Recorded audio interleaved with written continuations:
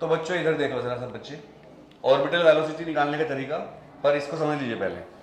आप लोग हमेशा कभी ना कभी ऐसा होगा आपके साथ कि आप घर से पानी भर के लाए होंगे डब्बे में या बाल्टी में, और बचपन में ऐसा सब करते हैं कि वो इस तरह घुमाते हैं उस चीज़ को पानी भर के। तो आपने देखा होगा पानी भरा हुआ है लेकिन पानी उल्टा होने पर भी डब्बा पानी नीचे नहीं गिरता है। ऐसा कैसे होता है? पानी का वेट है पर डब्बा में से घुमा रहा हूं लेकिन पानी उल्टा, डब्बा उल्टा हो जाता है, पानी नीचे नहीं गिरता। घर पे भी कर सकते हो चीज, क्योंकि उसका जो वेट होता है उसको सेंट्रीपिटल फोर्स mv²/r क्या कर लेता है? बैलेंस कर लेता है। डेमो देखिए, अभी पानी नहीं है बट फिर भी ये तो आप मानते होंगे कि जब मैं इसको घुमाना शुरू करूंगा तो मुझे एक मिनिमम वेलोसिटी देनी पड़ेगी इसको। यस और नो?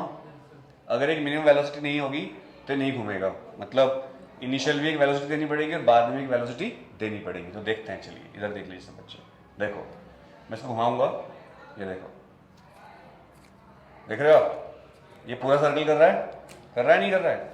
लेकिन आप देख सकते हो रस्सी के अंदर स्ट्रेस है, टेंशन है, रस्सी ढीली नहीं है। पर अगर मैं थोड़ी वेलोसिटी कम करता हूँ, देखो, तो दैट मिनिमम वेलोसिटी जो इसको घुमाने के लिए जरूरी थी उसको बोलते हैं ऑर्बिटल वेलोसिटी। क्या बोलते हैं उसको? तो जिस तरह इस स्पीकर को मैंने इसमें बांधा आई कार्ड के अंदर, आई कार्ड का मास कम था रस्सी के रिस्पेक्ट में, अल इसमें होना चाहिए कि रस्सी का वेट नेग्लिजिबल हो, तो रस्सी के वेट को नेग्लिजिबल तो मैं नहीं कर सकता, बट इसके साथ मैंने एक हैवी मास लटका दिया। अब ये एक पेंडुलम बन गया। क्या बन गया? पेंडुलम। पेंडुलम के साथ जो हैवी मास लटका होता है उसको बोलते हैं, इस चीज को हिंदी में कहते हैं लोलक, और इंग्लिश में कहते हैं इसको, क्या बताओ, छोटी बॉल जिसका मास बहुत ज्यादा हो, रेडियस बहुत छोटी हो, क्या बोलेंगे इसको? पेंडुलम। पूरे सिस्टम को क्या बोलेंगे? लेकिन बॉल को क्या बोलेंगे? Bob, BOB, bank of Baroda. ठीक है?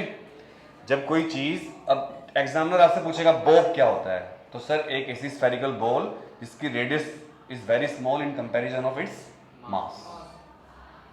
अब ये बॉब का काम कर रहा है क्योंकि इसका मास बहुत ज्यादा है, साइज बहुत छोटा है, और रस्सी का मास जो है इसके रेस्पेक्ट में क्या है? नेग्लिजिबल। अब ये कितने बच्चे मानते हैं कि इसको घुमाए रखने के लिए मुझे एक मिनिमम वेलोसिटी देनी पड़ेगी? कितने बच्चे मानते हैं? हाथ खड़ा कर लीजिए। और अगर मैं इसको घुमाना शुरू करता हूं, दोबारा देख लीजिए एक बार। फिजिक्स में अच्छी बात क्या है कि फिजिक्स को आप डेमो दिखा के समझ सकते हो जगह जगह। देखो अभी मैं इसको ऐसे कर रहा हूं, इसको बोलते हैं सिंपल पेंडुलम। क्या बोलते हैं इसको?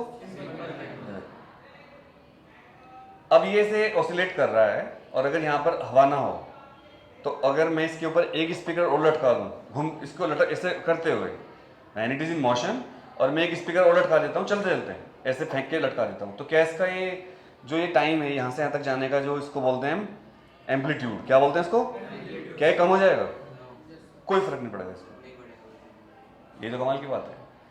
जब ये ऑसिलेट कर रहा है, और ऑसिलेट करते करते आप दूर से फेंक के इसमें स्पीकर हुक डाल दो इसे प्रैक्टिस से, तो ट्रस्ट मी इसके टाइम पीरियड पर, ये ऑसिलेशन पर कोई फर्क नहीं पड़ेगा बच्चों, क्योंकि टाइम पीरियड का फॉर्मूला होता है किसी पेंडुलम का, याद रखिएगा, T=2π√L/G। तो आप देख सकते हो टाइम पीरियड डिपेंड कर रहा है length of string and acceleration due to gravity. ये मास पर डिपेंड नहीं करता है। नमस्ते मैम। मास कितना भी हो, टाइम पीरियड पर कोई फर्क नहीं पड़ता है। मतलब झूला झूलते हैं ना सामान में, तो अगर दो लेडीज झूला झूल रही हैं और उनके बीच में एक बच्चा बैठ जाए अगर, तब भी टाइम पीरियड उतना ही रहेगा, कोई फर्क नहीं पड़ेगा। सही है? तो ऑर्बिटल वेलोसिटी निकालने का तरीका सबसे इजी क्या है? Gravitational force G_M_E, M mass of satellite, ME mass of earth, upon जितनी डिस्टेंस पर घूम रहा है, तो रेडियस RE+H मान लेते हैं। रेडियस अर्थ की RE और हाइट कितनी है? H, RE+H का स्क्वायर। ये तो होगा ग्रेविटेशनल फोर्स। और सेंटीमीटर फोर्स कितना होता है? mv²/r। तो m किसका लूं? सैटेलाइट का। v ऑर्बिटल, r कितना लूं? RE+H। इससे एक पावर कट जाएगी इसकी, m से क्या कट जाएगा? m, तो क्या बचेगा बताओ? G_M_E/RE+H इज इक्वल टू क्या बचा? v0²। तो v0² कितना हुआ? √G_M_E/RE+H। Now after putting the value of height of the satellite or the object which is revolving around the planet, you can find the value of required orbital velocity. And this formula also tell us more is the height of the satellite, lesser orbital velocity you need to revolve. मतलब किसी satellite को जितना दूर आप launch करोगे उतना ही आसान होगा उसके लिए घूमता रहेगा.